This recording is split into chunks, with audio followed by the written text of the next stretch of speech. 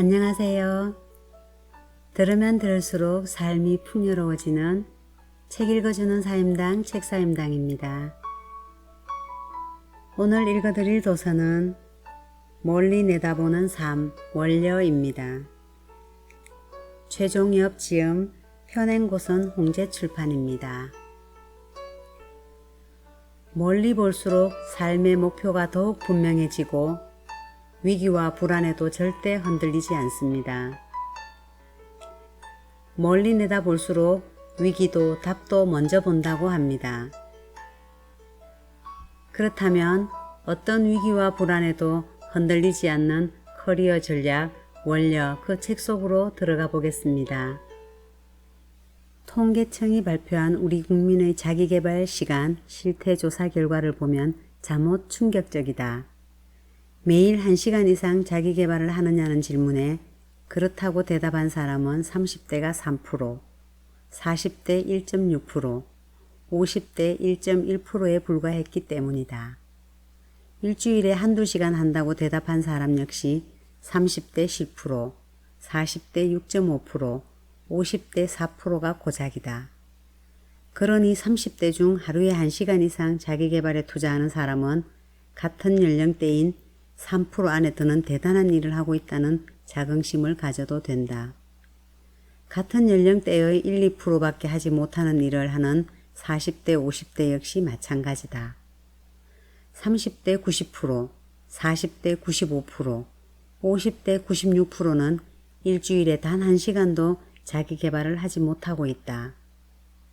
바빠서 도저히 시간을 낼 수 없기 때문일까?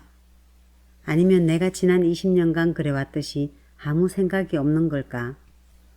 톰 피터스는 미래를 경영하라에서 이렇게 말한 바 있다. 평생 직장 개념은 오래전 이미 무너졌다. 대기업도 더는 안정된 직장이 아니다. 평균 6개 이상의 직장과 2-3개의 직업을 갖는 시대가 올 것이다. 우리는 직업적 삶의 대부분을 일종의 자기고용 상태에서 보내게 될 것이다. 우리는 독립계약자이다. 이론이 아니다. 이미 나타나기 시작한 현상이다. 이 말을 처음 들었을 때 나는 미국 이야기겠거니 하고 생각했다. 그런데 아니었다. 이미 우리 이야기가 되어 있다. 평균 6개 이상의 직장을 갖는다는 게 말이 돼? 그건 고용과 채용이 자유로운 나라 이야기 아니야? 라고 생각할지 모른다. 아마 대부분 사람이 그렇게 생각할 것이다. 하지만 그건 채용 시장에 관해서 잘 모르고 하는 이야기이다. 이직과 전직을 빈번하게 하는 사람들의 이력서가 산더미처럼 쌓여있는 데이터베이스를 단 한 번만이라도 봤다면 이런 생각이 쑥 들어갈 것이다. 2-3개의 직업을 갖는 시대도 점점 현실이 되고 있다. 직장에서 밀리면 자동으로 2번째 직업을 가질 수밖에 없다. 물론 운이 좋으면 그 경력을 살릴 수도 있겠지만 문제는 직장에서 밀려나는 시기가 점점 빨라지고 있다는 점이다. 스티브 안드레아스는 그의 저서 NLP 무한성취의 법칙에서 이렇게 말했다. 당신이 무엇을 할 때 한 가지 방법만 갖고 있다면 당신은 로봇이다. 만일 2가지 방법을 가지고 있다면 당신은 딜레마에 빠진다. 당신이 어떤 점을 정말 융통성 있게 풀어내려면 그것을 해결하는데 적어도 3가지 이상 방법을 알아둘 필요가 있다. 당신이 좋은 직장에 다니는 것에 만족한다면 당신은 회사의 로봇이 되는 것이다. 일하는 이유와 일에 만족하는 방법을 알지 못하면 모자나 직장생활과 일 사이의 딜레마에 빠질 가능성이 높기 때문이다. 그런 점에서 좋은 직장과 일은 현재를 행복하게 해주지만 미래까지 보장해주지는 않는다. 미래를 보장받으려면 확실한 자기 강점이 있어야 한다. 그런 만큼 자기 강점은 있으면 좋고 없어도 크게 문제되지 않는 장식품이 절대 아니다. 생존의 동의어로 이해해야 하는 필수품과 같다. 그리스 신화를 보면 프로테우스라는 바다의 신이 있다. 프로테우스는 변신의 명수로 마음만 먹으면 무엇으로도 변신할 수 있다. 여기서 변화무상한이라는 뜻의 프로티언이 유래했다. 여기에 경력이란 단어가 붙으면 프로티형 경력이란 말이 된다. 말 그대로 변화무쌍하고 자유로운 경력으로 해석할 수 있다. 쉽게 말해 자기 스스로 끊임없이 배우고 환경과 시대 변화에 따라 인생과 경력을 자유롭게 재조정할 수 있는 능력을 말한다. 세상은 빠르고 급격히 변하고 있다. 그 때문에 조직 역시 조직원들의 다양한 능력을 원한다. 거기에 맞는 능력을 갖춘 이들만 살아남는 시대가 온 것이다. 조직뿐만이 아니다. 갈수록 평균 수명이 길어져 일하는 기간이 점점 늘어나고 있다. 그러다 보니 이제 쉬어야 할 나이인데도 새로운 일을 찾아야 한다. 이것이 바로 프로티형 경력이 필요한 이유이다. 프로티형 경력은 이 시대를 살기 위해서 우리가 갖춰야 할 능력 중 하나가 되었다. 그렇지 않으면 생존 자체가 어렵기 때문이다. 얼마 전까지만 해도 우리는 경력을 연봉 및 지위 등이 향상되면서 위로 승진하는 과정으로 생각했다. 하지만 이제는 확연히 달라졌다. 조직의 수평화로 인해 수직적 상승이 점점 어려워지고 있기 때문이다. 그만큼 경력에 대한 인식 역시 빠르게 변화하고 있다. 나아가 이런 사회 변화는 자기 강점 중심의 커리어가 필요하다는 인식을 확산하는 결과를 가져왔다. 사회 구조는 이미 무한 경쟁과 성과 중심으로 급속히 전환하고 있다. 여기에 대처하려면 자신의 가치를 높이는 수밖에 없다. 그에 대한 방안으로 주목받는 것이 바로 자기 강점이다. 이제 고용보장에 대한 책임은 조직이 아닌 개인이 책임져야 하는 시대가 된 것이다. 나는 나이 50이 넘어서 좋아하는 일을 하는 것이 어떤 의미인지 겨우 깨달았다. 아울러 사람은 두 발로 걸어야 한다는 사실 또한 깨달았다. 한 발은 밥을 위해, 다른 한 발은 좋아하는 것을 위해 움직여야 한다는 것을. 왼발이 밥이라면 오른발은 꿈과 희망, 좋아하는 것이다. 한 발로는 오래 뛸 수가 없다. 아니, 오랫동안 서 있을 수도 없다. 마찬가지로 밥이나 꿈만으로도 오래 뛰거나 버틸 수는 없다. 두 발이 있어야 한다. 밥을 만드는 왼발과 희망을 만드는 오른발.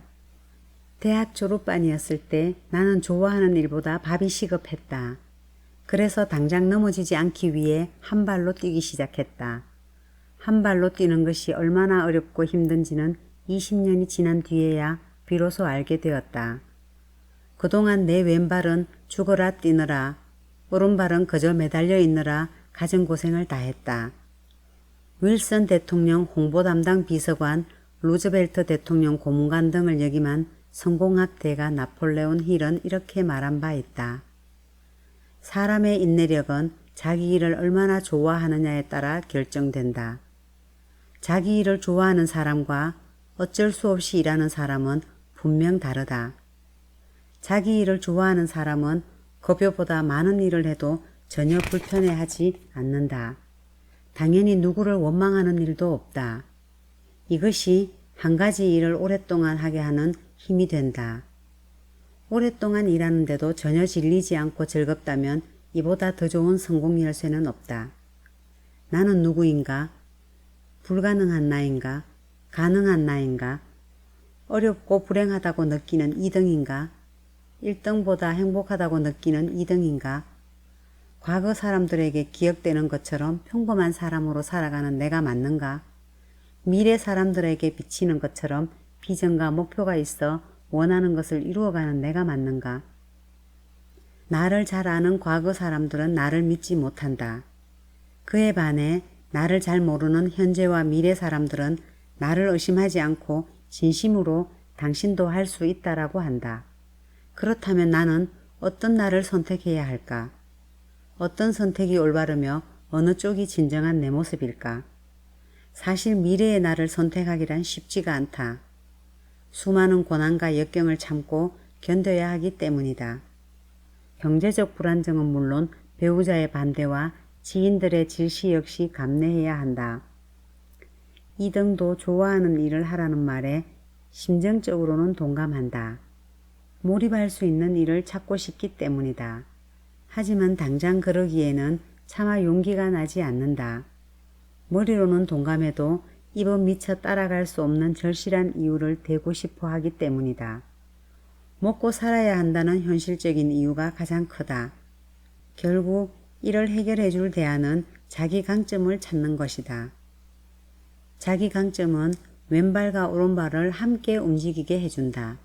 그런 점에서 나처럼 행복하지 않은 이등이 있다면 그 역시 자기 강점이 절실히 필요하다고 할 수 있다. 직장인으로 오래 살았다는 것은 그만큼 평범함의 틀에서 크게 벗어나지 않았다는 것을 말한다. 절대 순탄치 않은 직장 생활에서 10년, 20년, 30년을 버틸 수 있었던 것은 모나지 않는 삶의 결과인 것이다. 그래서 직장인의 평범함이란 어쩌면 더 어려운 일일 수 있다. 그런 평범함을 지키기 위해 수많은 직장인이 비범한 날을 보내고 있다. 조직은 경쟁이 기본이다. 경쟁 없는 조직은 발전할 수 없다. 입사 시점, 아니 그 전부터 경쟁은 이미 우리 일상의 일부분이었다. 대학 입시 경쟁, 취업 경쟁, 승진 경쟁, 인사고과 경쟁, 명예퇴직을 당하지 않기 위해 보이지 않는 경쟁까지.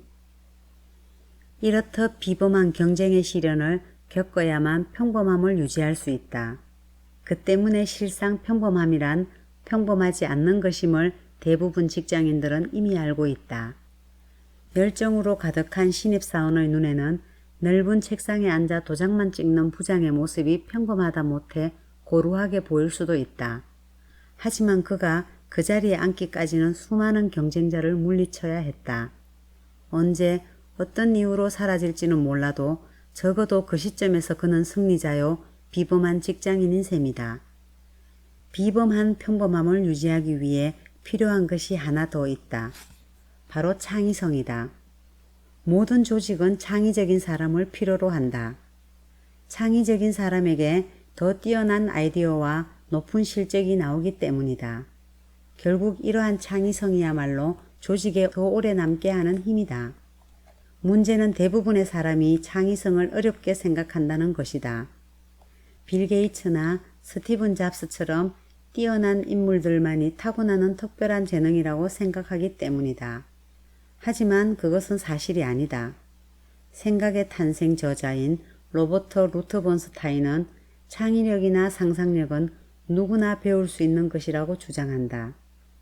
창의력과 직관력은 부분적으로 타고난 재능이긴 하지만 누구나 노력하면 어느 정도까지는 그런 재능을 개발할 수 있다. 학교에서 악기 연주나 그림 그리기를 배웠던 경험을 떠올려보라. 대부분 천재들도 사실 노력파였다. 모차르트나 아인슈타인도 잠을 줄여가며 일했고 시련을 스스로 이겨냈다. 창의력을 기르는 가장 좋은 방법은 천재들이 간 길, 그들이 활용한 도구들을 습득하고 연마하는 것이다. 똑같은 노래라도 뛰어난 가수에게 배우는 것이 훨씬 효율적인 것처럼. 모방은 창조의 어머니라는 말이 있다. 특히 요즘 다양한 정보를 쉽게 접할 수 있는 만큼 창의성을 기르고 발현하는 데 훨씬 유리하다. 그렇다면 40대, 50대 역시 창의력을 개발할 수 있을까? 이에 대해 루트본스타인은 이렇게 말했다. 세상에는 50대에 첫 책을 내고 60대가 되어서 위대한 발견을 한 사람들이 적지 않다. 그러니 삶 속에서 알게 모르게 쌓인 지혜와 직관을 창조적 생각 도구를 통해 갈고 닦으면 70대에도 충분히 창의적인 삶을 살 수 있다. 창의성을 너무 어렵게 생각할 필요는 없다. 일단 시작하는 것이 중요하다. 직장인은 과연 누구를 위해서 살까? 자신을 위해서 산다고 생각하지만 과연 그럴까? 대부분 직장인은 아마 가족을 위해서 살고 있을 것이다. 어쩌면 왜 사는지조차 생각할 겨를도 없이 살고 있을 수도 있다. 그렇다면 직장인이기 이전에 한 명의 인간으로서 가장 소중한 것은 뭘까? 가족도 중요하고 건강도 중요하고 사랑도 중요하고 돈도 중요하다. 하지만 이 모든 것을 넘어서는 것이 있다. 바로 자기 자신이다. 자기 자신이 세상에서 가장 소중한 존재임을 부정하는 사람은 아마 없을 것이다. 그런 면에서 볼 때 창의성은 나를 찾는 좋은 방법의 하나이다. 스스로 삶의 주인공이 되는 것을 익히는 과정이기 때문이다. 이를 다른 말로 자유라고 한다. 법정 스님은 자유를 가리켜 자기가 이유 있게 사는 것이라고도 했다. 창의성을 다른 말로 바꾸면 변화라고 할 수 있다. 이는 크게 두 가지로 나눌 수 있는데 조금 새로운 것과 조금 다른 것이다. 아주 작은 부분만 새롭게 바꿔도 기존의 것과 조금만 달라져도 창의적으로 변화할 수 있다. 지금의 나보다 조금 새로워진 나로 변하는 것. 현재의 나에서 미래의 나로 조금씩 새로워지는 것. 오늘의 나에서 내일의 나로 조금씩 달라지는 것이 바로 창의성이다. 지금의 자신이 만족스럽지 않다면 당연히 변화해야 한다. 불만족스러운 상태에 그대로 안주하는 것은 후퇴를 의미하기 때문이다. 그렇다면 현재 내 상태에서 만족한다면 변화하지 않아도 되는 것일까? 그렇지 않다. 나를 둘러싼 상황은 끊임없이 변화하기 마련이다. 따라서 나 역시 조금씩 업그레이드를 해야 한다. 그런 점에서 창의성은 삶의 방향과 만족도를 가르는 기점이 된다. 어제와 같은 곳으로 출근하는 사람은 행복하다. 계속해서 일할 곳이 있기 때문이다.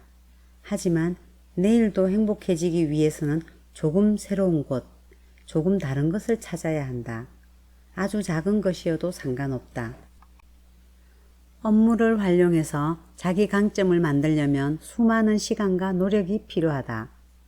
문제는 시간과 노력에는 한계가 있다는 것이다. 유한한 시간과 노력을 이용해서 최대 효과를 얻으려면 효과적인 집중이 필요하다. 그러자면 시각화와 멘토 연구가 필요하다. 세계 곳곳의 아름다운 자연과 유서 깊은 문화를 만날 수 있는 TV 프로그램이 있다. 얼음과 불의 나라 아이슬란드, 태고적 자연이 그대로 남아있는 아시아의 섬, 예술가가 즐비한 유럽 골목 등을 보고 있노라면 나도 모르게 한번 가고 싶다라는 생각이 저절로 든다. 하지만 그때뿐이다. 다음날 아침이면 까맣게 잊어버리며 1, 2주가 지나면 기억조차 하지 못한다. 한 달 정도가 지나면 그 프로그램을 봤다는 사실조차 까마득하다. 그 대신 또 다른 지구촌 어딘가를 소개하는 프로그램을 보면서 똑같은 생각을 반복한다. 꼭 저기에 가봐야지. 올 초 모 신문의 여행 기사를 사무실 책상 옆에 붙여놓은 적이 있다. 부산 해운대 동백섬 사진이 있는 기사였다. 매일 아침 출근하면 늘 그 사진을 보게 되었고 그때마다 나는 사진 속으로 흠뻑 빠져들었다. 결국 참다 못해 얼마 전 그곳에 다녀왔다. 매일 바뀌는 TV 속 아름다운 여행지가 비록 멋있어 보이기는 하지만 나를 실제로 움직이게 하진 못한다. 물론 시간이나 경제적 여건 등 다양한 이유가 있었겠지만 가장 큰 이유는 띄엄띄엄 봤기 때문이다. 그래서 책상 옆에 두고 매일매일 봤던 동백섬 사진처럼 나를 실제로 움직이게 하진 못한 것이다. 그런 만큼 실제 행동으로 이어지려면 연속성이 중요하다. 누구나 닮고 싶은 사람이 있다. 그런 사람을 멘토라고 하는데 멘토 연구는 그를 일정 기간 철저히 연구하는 것이다. 즉 하루에 하나씩 그에 관한 새로운 점을 기록하고 배우고 따라하는 것이다. 그런 점에서 자신의 미래 브랜드를 커리어 코치로 정한다면 그것으로 성공한 사람 중 한 명을 롤 모델로 삼아 그가 쓴 책을 집중적으로 읽거나 강연회에 참석하는 등 그에 관해 철저히 연구할 필요가 있다. 문턱을 넘어서는데 시각화와 멘토는 꼭 필요하다. 탁월한 자기 강점이 있는 미래 자신의 모습을 그려서 책상에 붙여놓고 매일 만나자. 그러면 더욱더 자신의 길에 정진하고 싶은 욕구가 생길 것이다. 시각화와 멘토 연구는 의지를 다지고 계획을 실행하게 하는 힘이 된다. 우리는 남을 가르치는 것을 좋아한다. 선배는 후배를, 상사는 부하를, 어른은 아이를 가르치고 싶어 한다. 반면 남에게 배우는 것은 매우 싫어한다. 후배는 선배의 가르침에서, 부하는 상사의 가르침에서, 아이는 어른의 가르침에서 어서 빨리 벗어나고 싶어 한다. 남보다 아래에서 배우기보다 남보다 위에서 가르치기를 좋아하기 때문이다. 배우는 것을 겁내선 안 된다. 역량을 키우기 위해서는 배움에 관한 욕망을 가져야 한다. 승진할수록 연차가 늘수록 더 많은 역량이 요구되고 그만큼 더 많은 것을 알아야 한다. 바꿔 말하면 더 많이 배우고 노력하는 사람일수록 역량이 커질 기회 역시 많다. 능력은 돈을 만들어주지만 역량은 돈과 미래를 동시에 만들어준다. 배우겠다면 나를 제자로 기꺼이 받아줄 스승이 회사 안에는 무수히 많다. 사람들은 가르치기를 좋아하기 때문이다. 리더 역시 처음에는 따르는 자, 팔로우였다. 처음부터 리더였던 사람은 없다. 따르는 사람에서 시작해서 리더가 된 것이다. 그것이 순서다. 그런데 간혹 이런 평범한 사실을 회피한 채 마치 처음부터 리더였던 것처럼 누군가를 가르치려는 사람이 있다. 그래서는 불만과 갈등만 쌓일 뿐이다. 무조건 리더가 되려고 하기보다는 잘 따르는 사람이 되어야 한다. 실제로 잘 따르는 사람이 좋은 리더가 된다. 잘 따르는 사람일수록 넓은 마음으로 배우기 때문이다. 그만큼 아는 것도 많고 이해의 폭 역시 넓다. 또한 그런 것들이 업무에서 역량으로 그대로 드러나 리더 자리까지 오르는 비결이 된다. 개인의 역량은 배우려는 자세에서 시작된다. 그 때문에 역량을 키우려면 진심을 다해야 한다. 마음으로부터 배우겠다는 생각이 들어야만 몸이 그것을 얻을 수 있기 때문이다. 마음이 움직여야 손발이 움직이는 법이다. 머리로만 생각해서는 마음이 움직이지 않는다. 9구단 7단에 담긴 인생의 의미. 흔히 숫자 7은 행운의 숫자로 알려져 있다. 럭키 세븐. 가만히 살펴보면 9구단 7단은 우리 삶과 밀접한 관계가 있다. 그래서일까 성견지명의 숫자처럼 보이기도 한다. 그 숫자가 의미하는 뜻을 제대로 알기만 한다면 인생이 바뀔 수도 있기 때문이다. 7 곱하기 1은 7. 10대의 삶은 7살을 어떻게 보냈느냐에 따라 달라진다. 앞에 7은 9구단 7단을 의미한다. 또한 가운데 숫자 1은 10대를 의미한다. 마지막 숫자 7은 나이를 의미한다.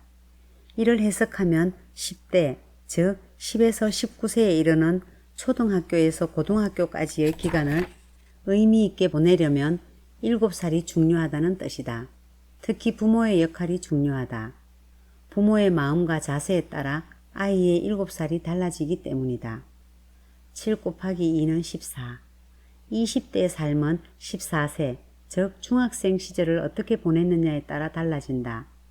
중학생 시절 교육이 20대를 좌우하기 때문이다. 이 시기는 리더가 리더를 만든다는 말이 꼭 들어맞는 시기이다. 따라서 고전과 양서를 비롯한 다양한 분야의 책을 읽는 일에 심혈을 기울여야 한다. 미래 리더가 되는 데 있어 독서는 매우 중요한 역할을 하기 때문이다. 또한 14세 중학생에게는 인류대학보다는 인류학과, 인류학과보다는 무엇을 할 것인지를 곰곰이 생각하는 것이 더 필요하다. 그러므로 영어 수학에만 몰입하기보다는 자기 강점이 무엇인지 먼저 파악하고 왜 영어 수학을 공부해야 하는지 그 이유를 알아야 한다. 7 곱하기 3은 21. 30대의 삶은 21세부터 시작한다. 지금은 고등학교 졸업자 대부분이 대학에 진학한다. 대학이 더는 전문 고등교육기관이 아닌 중학교나 고등학교처럼 꼭 다녀야 하는 평범한 교육기관이 된 것이다. 세계 최고 수준의 등록금을 내기 위해 허리가 휘도록 일과 공부를 병행해야 하지만 30대의 삶은 그리 화려하지 않다. 그 때문에 전 국민의 학사화가 된 현실에서 리더로 살고 싶다면 또 다른 전략이 필요하다. 그러자면 30대의 삶은 21세부터 만들어지고 있음을 인정하고 특별한 대학 4년을 보내야 한다. 취업에 필요한 스펙을 만들기에도 부족한 시간이지만 그것은 어찌 보면 스스로 방향이 없음을 인정하는 것과도 같다. 그보다는 자신의 재능과 강점을 키우는 데 몰두해야 한다. 그렇게 한다면 30대에 서서히 두각을 나타낼 수 있다. 7 곱하기 4는 28. 40대의 삶은 첫 직장이 결정되는 28살쯤에 결정된다. 어디서 어떤 일로 사회생활을 시작하느냐에 따라 12년 후 40대의 삶이 크게 달라지는 것이다. 공무원처럼 정년이 보장되는 일이라면 40대는 거저 지나가는 과정에 지나지 않을 수도 있다. 하지만 그렇지 않은 대부분 사람들은 미래에 대한 고민에 빠진다. 이직할까? 전직할까? 잠시 쉬었다가 다른 일을 해볼까? 그게 아니면 여행이라도 다녀올까 등. 7 곱하기 5는 35. 50대의 삶은 35살에 어떤 목표를 갖고 있느냐에 따라 달라진다. 15년 후의 인생 목표를 갖고 있다는 것은 그만큼 치열한 삶을 살고 있다는 방증이다. 그 치열함이 행복한 50대를 만든다. 사실 35살에게 두려움은 없다고 해도 과언이 아니다. 당당함과 자신감으로 가득 찬 인생의 정점에서 어떤 두려움을 느끼겠는가. 40대 중반에 50대를 준비하는 것은 누구나 할 수 있는 일이다. 하지만 35세 50대를 준비하고 계획하는 것은 아무나 할 수 있는 일이 절대 아니다. 15년 장기 목표를 수립하는 35 직장인이 되어야 한다. 목표는 시간을 조절하고 시간은 인생을 조절한다. 단기 목표만을 따라가다 보면 샛길로 빠지기가 십상이다. 15년이면 인생에서 큰 획을 그을 수 있고 의미 있는 목표를 달성하기에 충분한 시간이다. 7 곱하기 6은 42. 60대의 삶은 42살을 어떻게 보내느냐에 따라 달라진다. 살다 보면 40대 초반부터 40대 중반까지는 인생의 하프타임임을 자의반 타의반으로 알게 된다. 그것은 자신의 의지라기보다는 외부의 환경에 의한 것일 경우가 많다. 이렇게 살아서는 안 되는데, 뭔가 준비해야 하는데 라는 생각을 한 번도 해보지 않은 40대는 거의 없을 것이다. 하지만 생각만으로는 아무것도 변하지 않는다는 것이다. 42세의 시작이 60대의 멋진 인생을 만들어가는 초석이 된다. 인생 전반전은 망쳤더라도 42세를 어떻게 잡느냐에 따라 인생 후반전에 꽃을 피울 수 있기 때문이다. 따라서 자신이 정말 하고 싶은 분야를 택해서 학습 기회를 만들고 장기전에 돌입해야 한다. 아직 직장에서 일하고 있을 때가 기회이다. 하고 싶은 일을 서서히 준비하자. 목표가 생기면 시간은 샘물처럼 솟아오른다. 다시 시작하는 방법을 익히고 선택하는 방법만 익힌다면 60대에 그 꽃이 화려하게 피어날 수 있다. 7 곱하기 7은 49. 70대의 삶은 49을 어떻게 보냈느냐에 달려있다. 49의 명예퇴직, 건강, 가족이라는 삼재를 무리 없이 넘기면 70대까지는 별 무리가 없다. 누구나 살면서 몇 번씩은 넘어진다. 넘어지지 않는 사람은 없다. 그러니 명예퇴직을 당했다고 해서 삶이 끝나는 것도 사고를 당했다고 해서 나머지 생을 포기해야 하는 것도 아니다. 사랑하는 가족을 잃었다고 해서 삶을 포기해야 하는 것도 아니다. 그럴수록 스프링처럼 다시 일어나야 한다. 이제 겨우 인생의 반을 왔을 뿐 아직도 반이나 남아있다. 그 반의 시작에 감사하며 인생 이모작을 시작하는 나이가 바로 49이다. 7 곱하기 8은 56. 행복한 80대를 원한다면 특별한 56세를 보내야 한다. 56세까지 직장을 다니면 도둑놈이라고 할 만큼 일하기가 힘들어졌지만 56세에도 자신이 하는 일에 도가 트지 않으면 80세까지도 먹고 사는 일에 매달려야 한다. 이미 퇴직했어도 퇴직 준비를 하고 있어도 아직 퇴직이 멀었어도 마찬가지다. 적어도 56세까지는 내세울 만한 자기 강점을 만들어야 한다. 하지만 자기 강점이 없다고 해도 아직 희망은 있다. 90세가 되기까지는 30년이란 긴 시간이 남아있기 때문이다. 56세부터 새로운 것에 도전해도 절대 늦지 않는다. 7 곱하기 9는 63. 90대 삶은 63살 때부터 시작된다. 60대 초반부터 연금이 나온다고 할 경우 안정적인 제2, 제3의 진짜 인생이 시작된다. 90세 인생의 완성은 은퇴 후 63세에 시작되는 일에 의해 마무리된다. 64세 자신의 64번째 저서를 쓴 작가는 아직도 소년이라고 자신을 소개하면서 이렇게 말한 바 있다. 100세의 인생으로 봤을 때 나이 65세는 아직 소년기이고 70은 되어야 청년, 80세여야 성년기라고 부를만 하다. 논어를 보면 5일 삼성 오신이라는 말이 있습니다. 하루에 나 자신을 3번 반성한다는 뜻입니다.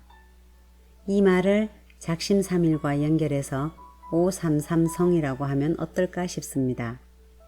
72시간, 즉 3일에 한 번씩 시간, 목표, 건강을 점검하고 반성하는 것입니다. 흔히 장기 목표 아래 단기 목표를 세우라고 말합니다. 단기 목표가 장기 목표를 향한 이정표가 되기 때문입니다. 작심삼일과 533성은 이를 돕는 효과적인 도구가 될 수 있습니다. 3일마다 한 번씩 점검함으로써 장기 목표 및 단기 목표를 좀 더 빈틈없고 여유롭게 관리할 수 있기 때문입니다. 이것이 시간 관리가 주는 힘입니다.